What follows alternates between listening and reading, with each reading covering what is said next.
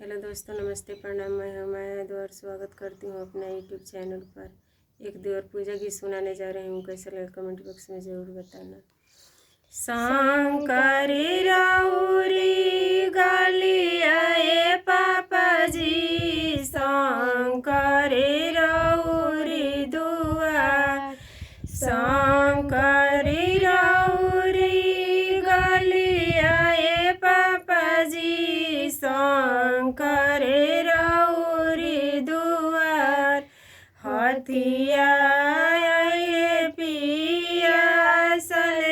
पापाजी पोखरा दिन खोनवाय, हथिया पिया सले पापाजी पोखरा दिन खोनवाय, काई उनु कर खैनी ए पापाजी, काई